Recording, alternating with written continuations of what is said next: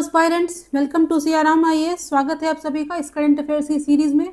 I am Vedika and आज हम देखने वाले हैं 3 सितंबर के करंट एस्पेक्ट्स को। देखिए यहाँ पे कुछ टॉपिक्स दिए गए हैं, इसमें से देखिए जो एक टॉपिक है, topic number 4, RTE and MEI. RTE क्या होता है? राइट टू एजुकेशन, ठीक है। एमईआई क्या है? माइनॉरिटी एजुकेशनल इंस्टीट्यूशंस, ठीक है। तो ये टॉपिक मेंस के लिए बहुत इंपॉर्टेंट है, इसको डिस्कस करेंगे अच्छे से। बाकी देखिए कुछ प्लेसेस देखेंगे, न्यूज़ में है, नीलगिरीज के बारे में समझेंगे। तो इसमें ना कुछ बर्ड्स के बारे में दिया गया, कुछ सर्टेन ऐसी पक्षी की प्रजातियां हैं जो सिर्फ नीलगिरी में पाई जाती हैं। फिर विक्रम 32 चिप, ये क्या है देखेंगे इसको हम। चलिए स्टार्ट करते हैं। चलिए स्टार्ट करने से पहले ये क्वेश्चन देखिए, इसको हमने कल के लेक्चर में आपको दिया था सॉल्व करने को। तो लीवांट क्या होता है, ये पूछा गया क्वेश्चन है, इसका सही आंसर क्या होगा? तो ए, ठीक है।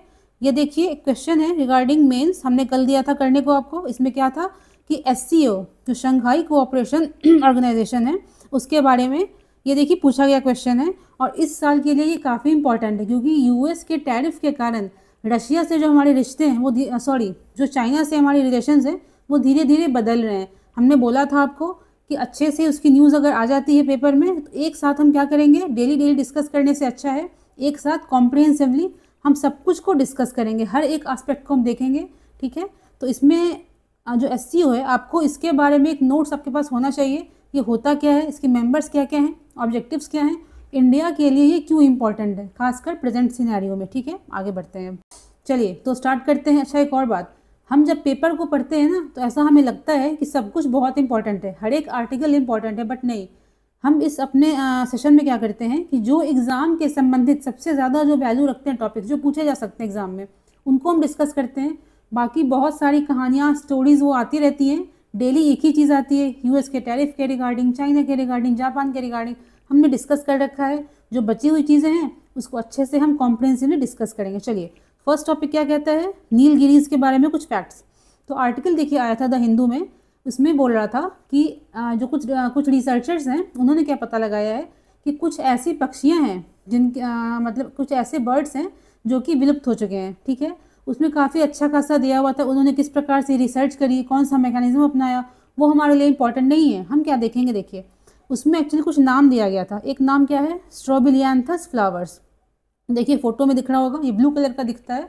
तो नीलगिरीज को हम क्या बोलते हैं, ब्लू माउंटेन्स बोलते हैं। आप जानते हैं इस चीज़ को क्यों बोलते हैं, क्योंकि वहाँ पर ना ये फ्लावर्स हैं, स्ट्रॉबिलियांथस फ्लावर्स हैं, ये वहाँ पे ब्लूम करते हैं, खिलते हैं, जिसके कारण कि इनका कलर ब्लू दिखता है, ठीक है। अब देखो जो सबसे इम्पॉर्टेंट चीज़ है प्रीलिम्स के लिए इस आर्टिकल में क्या था, देखिए 1 2 3 4 ये 4 नाम दिए गए हैं, 1 2 3 4 दिख रहा है ना।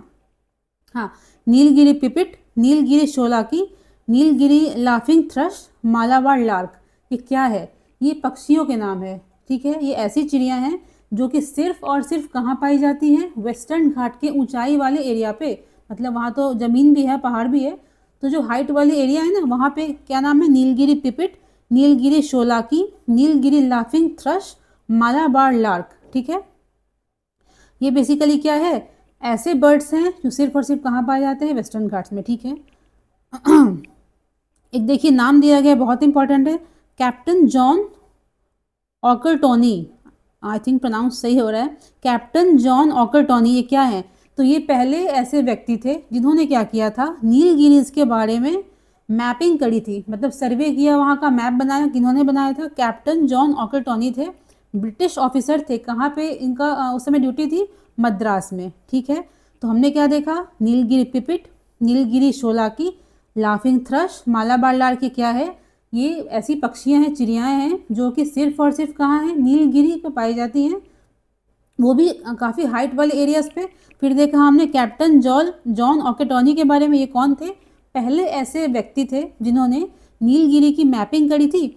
और ये कहाँ उस समय पोजीशन थे, तो मद्रास में, ठीक है। आपको करना क्या है, यहाँ देखो किस किस राज्य में है, आपको लिखना है। ये PDF आप जब अपने पास लोगे आपको लिखना है उसमें किस किस राज्य में फैला हुआ है, नीलगिरीज का हाईएस्ट पीक कौन सा है, एलिवेशन एंड स्लोप, किस तरफ से ज़्यादा उठ रहा है ये, किस तरफ से डाउन, इसका हाइट कम हो रहा है, ये सब चीज़ें बहुत इंपॉर्टेंट एग्जाम के लिए, ठीक है। अब देखिए यहाँ पे क्या कहता है, एक टर्म दिया गया शोलाज। हम जानते हैं कि नीलगिरी वाले पार्ट में ना, जो वेस्टर्न घाट्स वाला पार्ट है उसमें कहता है वैसे फॉरेस्ट जो कि हाइट पे पाए जाते हैं, मतलब पहाड़ का तो पीक हुआ, धीरे धीरे धीरे धीरे नीचे आते हैं हम, तो जो हाइट पर फॉरेस्ट पाए जाते हैं उनको बेसिकली हम शोलाज कहते हैं। ठीक है, सिंपल सी बात है। यहाँ देखिए एक चीज़ दी गई है कि नीलगिरी माउंटेन्स हैं, वहाँ पे पहाड़ भी हैं, पेड़ पौधे सब कुछ हैं, ग्रासेस भी हैं। तो जो नीलगिरी शोलाकी एंड लाफिंग थ्रश जो चिड़िया बर्ड्स हैं वो बेसिकली ना ग्रासलैंड वाले एरिया में रेस्ट्रिक्टेड है, मतलब वो पूरे नीलगिरीज में नहीं पाई जाती हैं। नीलगिरीज के उन्हीं पार्ट्स में रहती हैं जहाँ पे घास है, घास के नंबर ज़्यादा हैं। ठीक है, बाकी पिपिट है, मालाबार लार्क है, ये शोलाज मतलब हाइट पे रहते हैं। ठीक है, ये ऊंचाई पे पाए जाते हैं, ये ग्रासलैंड में पाए जाते हैं। ठीक है, आगे देखते हैं। चलिए नेक्स्ट क्या कहता है, विक्रम 32 बिट चिप। क्या है ये? सेमीकंडक्टर बेस्ड चिप है जिसको बनाया गया है भारत में। इसका यूज़ क्या है? तो कहता है लॉन्च व्हीकल ग्रेड चिप, जो हम लॉन्च करते हैं स्पेस में व्हीकल्स को, उसमें इसको हम यूज़ करते हैं। ये किस चीज़ का अपग्रेडेशन है, मतलब किसका इम्प्रूवमेंट है ये? यहाँ देखिए 16 बिट विक्रम 1601 ये नाम है एक माइक्रो प्रोसेसर का, जिसको कि हम इसरो के द्वारा यूज़ किया जाता था व्हीकल्स को लॉन्च करने में 2009 से। ठीक है, अब हमने क्या किया है, हमने बना लिया है 32 बिट चिप को, और ये किसने बनाया है? Vikram Sarabhai space centre ISRO and semiconductor lab of Chandigarh. ठीक है, इसका यूज़ क्या है? Space flights. किसके लिए इसको इस्तेमाल करते हैं हम? स्पेस में जाने के लिए। ठीक है, आगे देखते हैं। चलिए आगे देखते हैं places in news.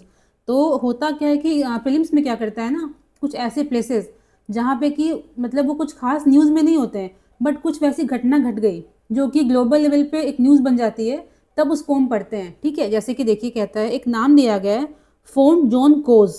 Font zone कोज क्या है ये? फ्रांस में है। कहाँ पे है? फ्रांस में है। क्यों चर्चा में? ये heat waves and wild fire, यहाँ पे आग वाग लग गई थी जंगल में, इसके लिए चर्चा में था। फोटो इसका पेपर में आया था, इसको जानना ज़रूरी है। ठीक है, ऐसे क्वेश्चंस पूछता है यूपीएससी। फिर देखिए मर्रा माउंटेन्स। मर्रा माउंटेन्स कहाँ है? Central Darfur region of Sudan. Sudan कहाँ है? अफ्रीका में, जानते हैं हम। तो मर्रा माउंटेन कहाँ है? सूडान में है, सूडान के डारफूर वाले क्षेत्र में है। तो एग्जाम में क्या पूछ सकता है? डारफूर क्षेत्र कहाँ है? सूडान में। मर्रा माउंटेन कहाँ है? सूडान में। ठीक है, क्यों चर्चा में था? लैंडस्लाइड्स की वजह से। ठीक है, देखो नेक्स्ट कहता है बुर्किना फासो। ये देश है, ये चर्चा में क्यों है? ये बेसिकली इसने बैन करी है समलैंगिकता, जो होमोसेक्सुअलिटी है उसको इसने बैन कर दिया है। ठीक है, इसलिए चर्चा में था ये। यहाँ पे ध्यान क्या रखना है हमें कि military seize power 3 years ago. यहाँ पे मिलिट्री रूल चल रहा है, ये पूछ सकता है प्रीलिम्स में। ठीक है, ऑप्शन दे देगा। तो यहाँ पे क्या बेसिकली ये 3 साल पहले मिलिट्री ने पावर को सीज कर लिया था। अब देखो एक प्लेस कहता है fort when right. Fort when right कहाँ पे जगह है ये? अलास्का में। ठीक है, यहाँ पे न्यूज़ में क्यों है ये? 21st एडिशन ऑफ युद्ध अभ्यास यहाँ पे किया गया है। क्या है ये? तो जॉइंट मिलिट्री एक एक्सरसाइज है इंडिया एंड यूएस के बीच में। क्या ध्यान रखना है हमको? इस जगह का नाम कहाँ है और चर्चा में क्यों है। ठीक है, आगे देखिए। देखिए जो नाम दिया गया जेयर बोल्सोनारो है ना, ये फॉर्मर प्रेसिडेंट थे ब्राज़ील के, इनका नाम न्यूज़ में है, पूछ सकता है। देखिए प्रीलिम्स में कुछ भी पूछ देता है। ठीक है, तो ब्राज़ील के फॉर्मर प्रेसिडेंट थे ये, क्यों न्यूज़ में है? इनको ना इन पे केस चल रहा है, किसके लिए? इन्होंने ट्राई करा था मिलिट्री कू करने का। मिलिट्री कू मतलब है कि मिलिट्री का प्रभुत्व ला करके जो डेमोक्रेसी है उसको ख़त्म कर देना। ठीक है, तो कुछ देखिए प्लेसेस थे, फोर्ट वेन राइट, फोनकोज, मर्रा माउंटेन, बुर्किना फासो। आगे देखते हैं। चलिए आगे बढ़ेंगे अब हम। नेक्स्ट टॉपिक क्या कहता है? RTE and MEIs। RTE मतलब राइट टू एजुकेशन, MEI क्या है? Minority educational institutions. ठीक है, तो RTE क्या बात करता है? शिक्षा का अधिकार सभी को, इसमें कोई भेदभाव नहीं। ठीक है, MEI क्या होता है? माइनॉरिटी एजुकेशनल संस्था। इसमें क्या है? लिंग्विस्टिक एंड रिलीजियस, भाषा के आधार पे, अगर आप माइनर हो, आपकी संख्या कम है, रिलीजियस धर्म के आधार पे। तो हमारे कंट्री में दो आधार है। ठीक है, माइनॉरिटी डिक्लेयर करने का। पहला क्या है? लैंग्वेज, दूसरा है रिलीजन।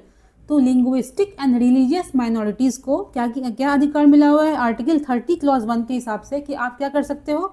अपनी संस्था बना सकते हो। ठीक है, आप उसको चला सकते हो, एडमिनिस्टर कर सकते हो। ठीक है, उसको छूट मिली हुई है। अब हम देखेंगे न्यूज़ क्या है। ओके, यहाँ देखो रिसेंटली क्या हुआ है, सुप्रीम कोर्ट ने बोला है डाउट ऑन अर्लियर रूलिंग। एक केस आया था 2014 में, प्रमति एजुकेशनल ट्रस्ट केस। ठीक है, प्रमति एजुकेशनल ट्रस्ट केस एक केस था 2014 का। उसमें सुप्रीम कोर्ट ने क्या बोला था कि माइनॉरिटी जो स्कूल्स हैं ना, उनको आरटीई के एम्बिट से, मतलब आरटीई के स्कोप से हटा देना है, वो उसमें नहीं आते हैं। इस केस में कोर्ट ने कहा था कि जो माइनॉरिटी संस्थाएं हैं, शैक्षणिक संस्थाएं हैं, वो राइट टू एजुकेशन वाले एक्ट से गाइड नहीं होती हैं। इसका मतलब समझेंगे हम, ठीक है। अब देखो, हम एक और चीज़ देखिए, आगे बढ़ने से पहले 2 आर्टिकल्स होते हैं, आर्टिकल 29 एंड आर्टिकल 30। आर्टिकल 29 जो अधिकार देता है वो सभी को देता है, बट आर्टिकल 30 एग्जैक्टली कह सकते हैं हम सिर्फ और सिर्फ माइनॉरिटीज़ के लिए, ठीक है। अब देखो, तो देखा हमने केस के बारे में, इसमें बोला गया था प्रमति केस में कि जो MEIs हैं वो RT एक्ट से गाइड नहीं होती हैं। अब देखो यहाँ पे देखते हैं,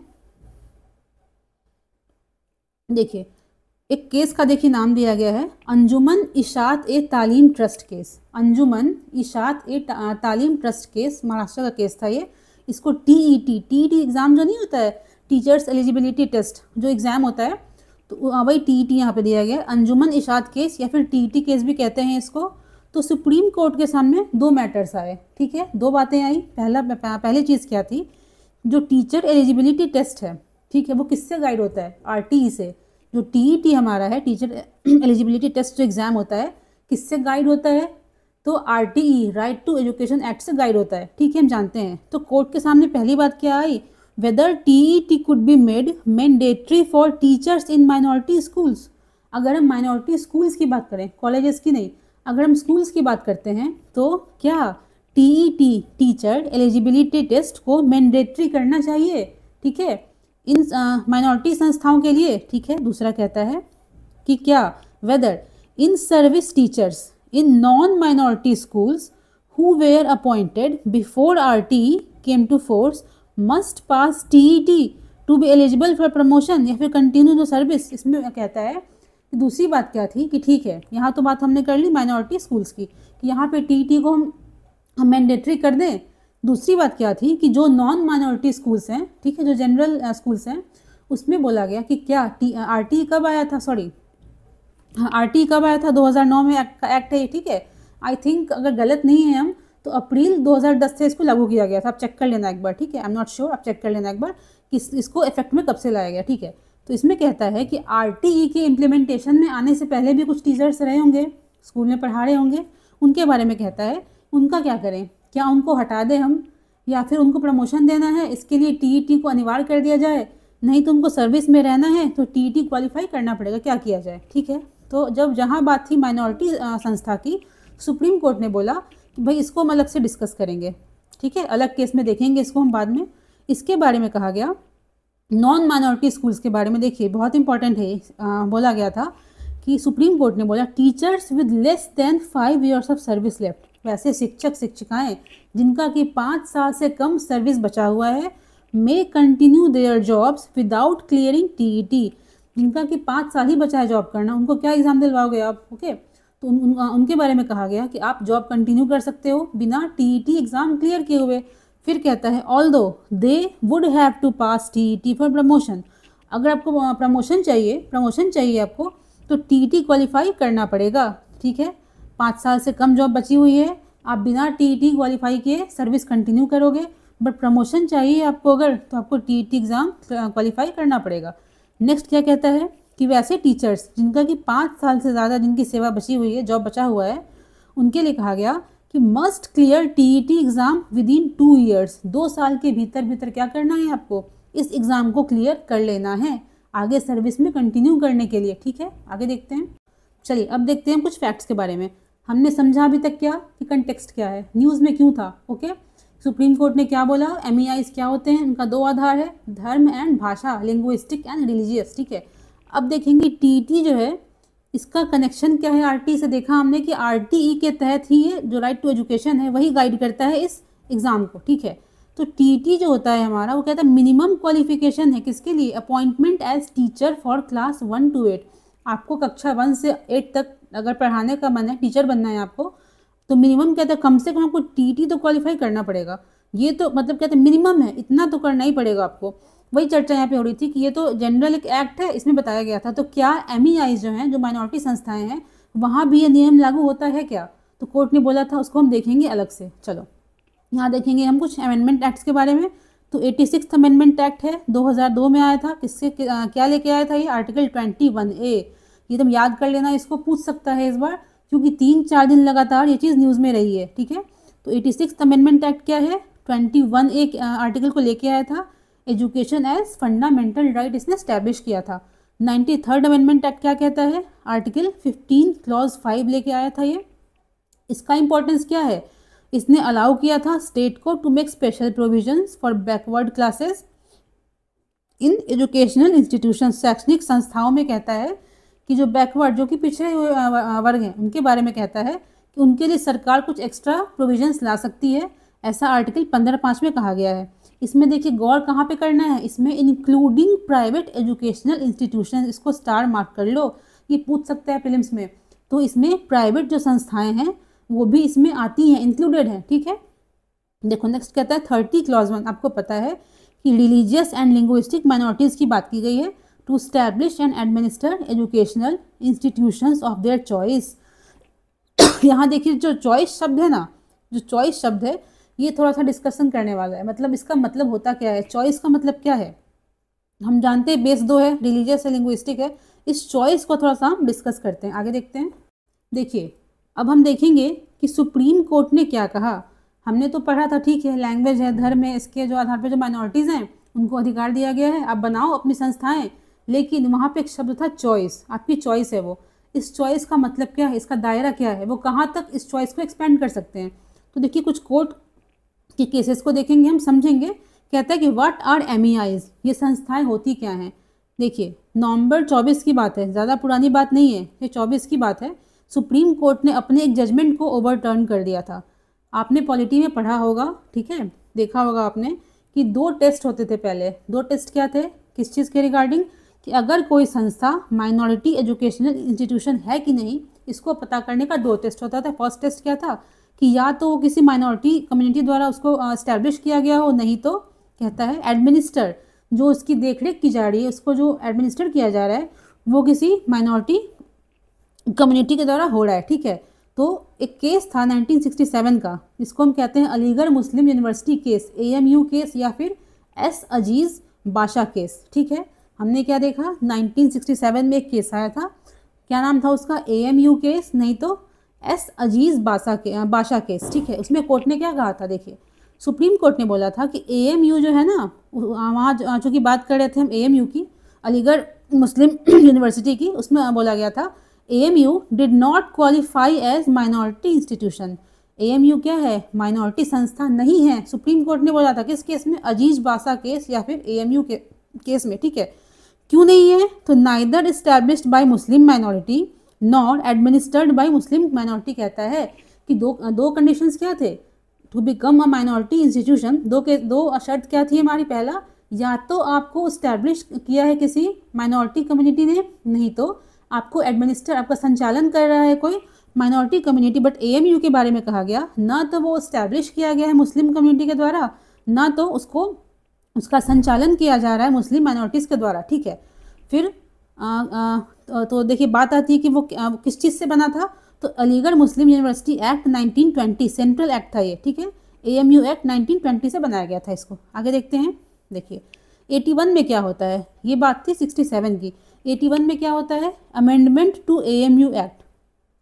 इस 1920 वाले एक्ट को अमेंड किया जाता है, जिसमें कि एक्ट को अमेंड करते हुए सुप्रीम कोर्ट ने जो कि बोला था ना कि नहीं है, ये माइनॉरिटी संस्था नहीं है, इसलिए 81 में अमेंडमेंट किया गया। इस एक्ट में बोला गया कि इसको एज अ माइनॉरिटी संस्था मान लिया गया, ठीक है, इस अमेंडमेंट के द्वारा।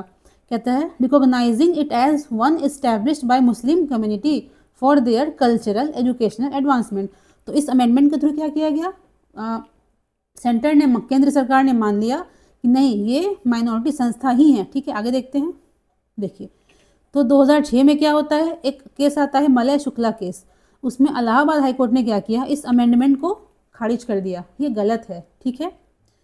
अब देखो हमारे लिए काम का चीज़ अब यहाँ शुरू होता है, यहाँ देखो तो नवंबर 24 की रूलिंग क्या कहती है सुप्रीम कोर्ट की, ठीक है।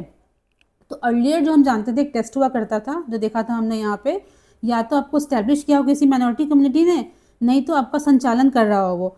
अब देखो यहाँ पे क्या होता है, सुप्रीम कोर्ट ने क्या किया, न्यू टेस्ट लाया। उस टेस्ट को बोला कि ठीक है वो भी गलत नहीं था, बट नया टेस्ट, समय जैसे जैसे बदलता है हम जानते हैं कि आदमी की समझने की शक्ति बदलती है, सोचने का तरीका बदलता है, समाज आगे बढ़ता है। तो सुप्रीम कोर्ट ने क्या किया, न्यू टेस्ट को लाया। क्या है वो देखेंगे हम।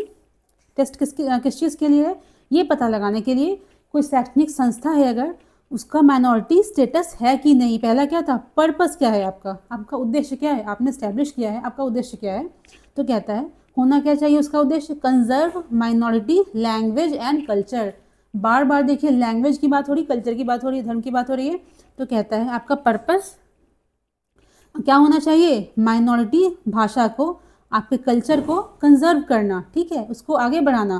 कहता है it does not need to be the sole purpose. इसका ये मतलब नहीं है कि बस यही आपका पर्पस होना चाहिए, आपके बहुत सारे ऑब्जेक्टिव्स हो सकते हैं, उसमें से एक मोटिव ये होना चाहिए आपके माइनॉरिटी कल्चर को, लैंग्वेज को संरक्षण प्रदान करना, प्रिजर्व करना। चलो दूसरा क्या कहता है, शर्त क्या है, कंडीशन क्या है, admission of non minority does not compromise the character. कहता है अगर आप किसी संस्था में, अगर वो माइनॉरिटी संस्था है, आप वहाँ पे किसी नॉन माइनॉरिटी को भर्ती करते हो, एडमिशन करते हो, तो इसका मतलब ये कभी नहीं है कि उस शैक्षणिक संस्था के माइनॉरिटी स्टेटस को वो कम कर देगा। मतलब जैसे कि कोई मुस्लिम माइनॉरिटी कॉलेज है, वहाँ पे कोई हिंदू एडमिशन ले ले, इसका ये मतलब कभी नहीं है कि वो कॉलेज अब माइनॉरिटी नहीं रह गया, ऐसा नहीं है, ठीक है।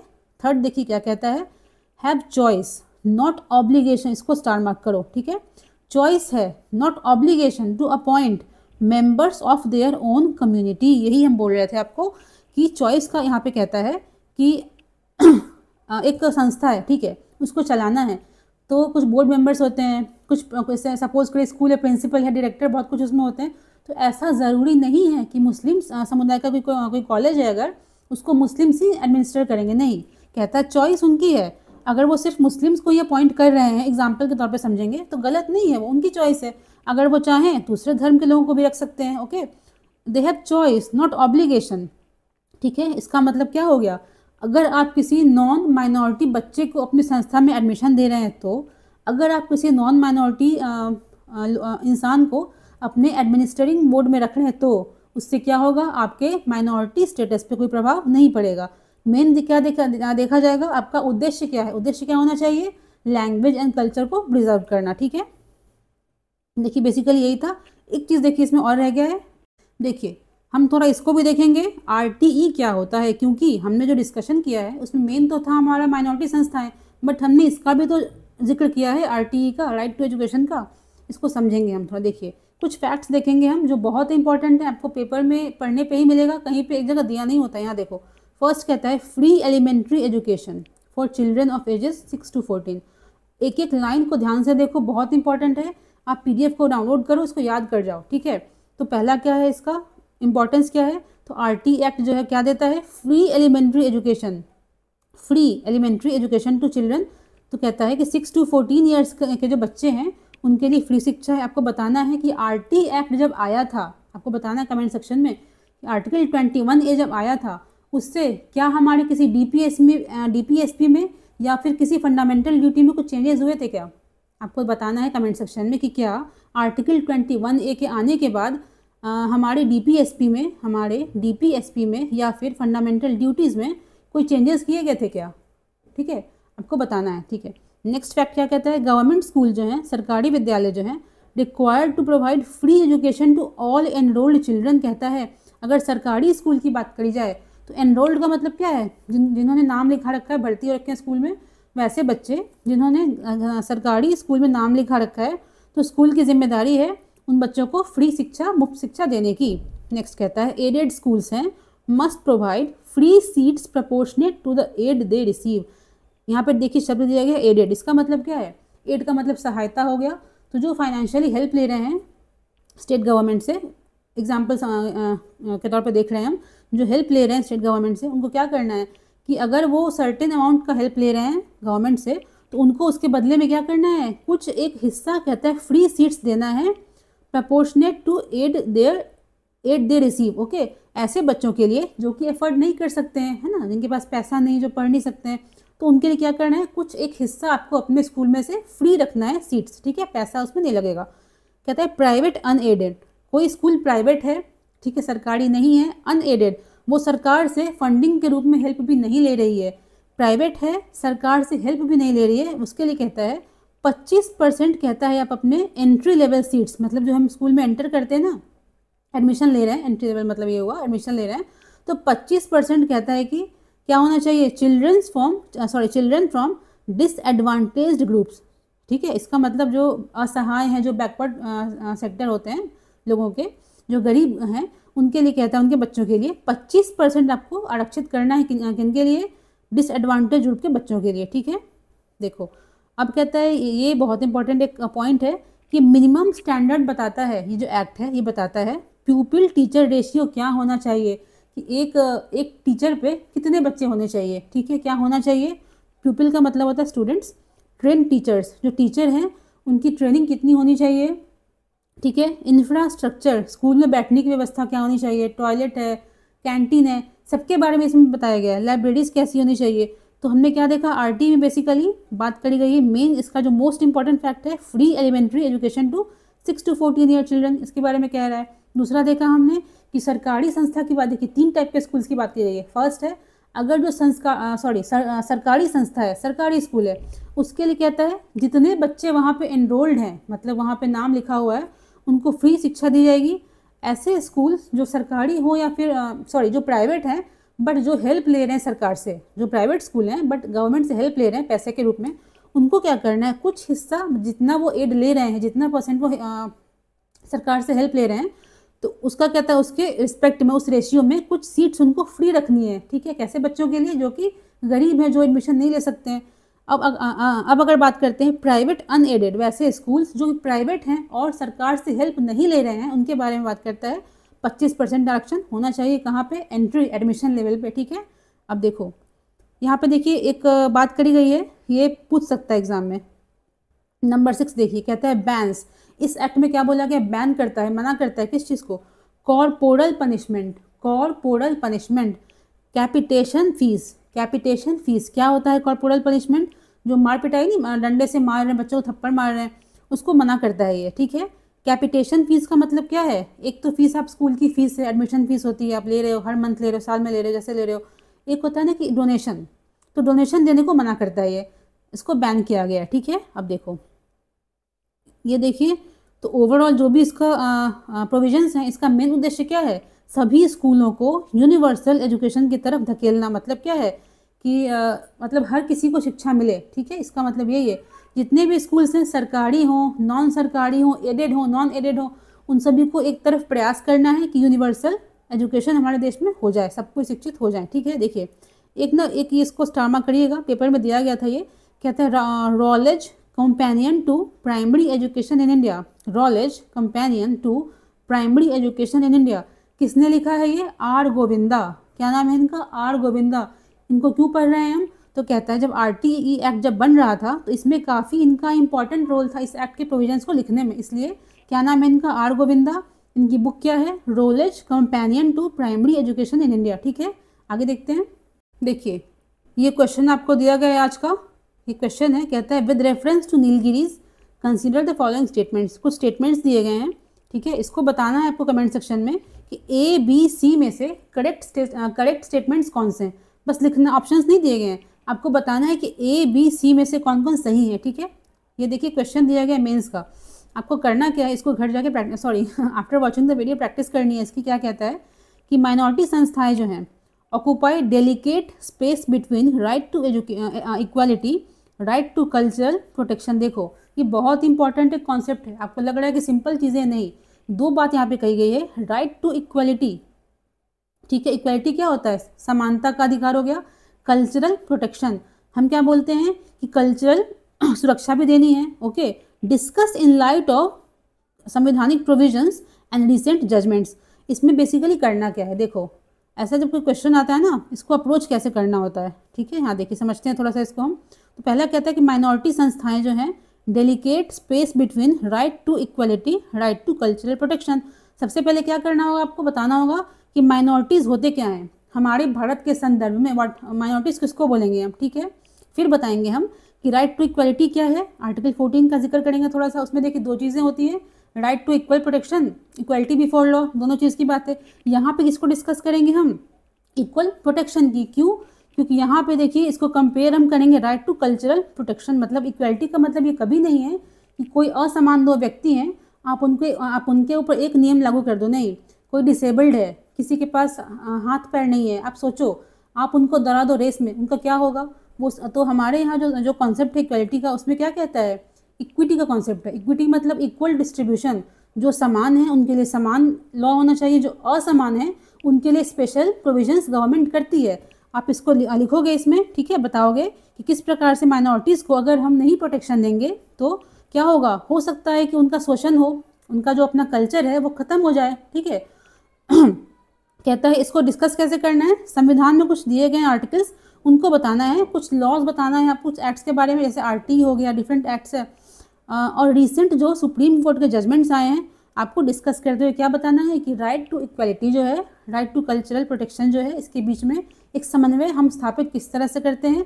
क्योंकि आप ये जानो एक बहुत इंपॉर्टेंट स्टेटमेंट क्या है, सुप्रीम कोर्ट ने बोला था, बहुत सारे केसेस में कहा है कि माइनॉरिटी को सुरक्षा देने का मतलब ये कभी नहीं है कि जो मेजॉरिटी ग्रुप हैं उनको तुम अधिकार को कम कर दो। नहीं, तो किसी भी एक ग्रुप के अधिकार को कम करके किसी अदर ग्रुप के राइट्स को कंजर्व करना हमारा एम नहीं है। हमारा एम क्या है? सबको अल्टीमेटली समानता मिले, ठीक है। तो देखिए आज के लिए इतना ही, अब हम कल मिलते हैं। और हाँ, एक और चीज़, इस संडे को हम कोशिश करेंगे कि जो चाइना वाला फैक्टर है ना, SCO, उसको अच्छे से एक नोट्स आपको दे दिया जाए, एक वीडियो उसके लिए लेके आए, ठीक है। धन्यवाद।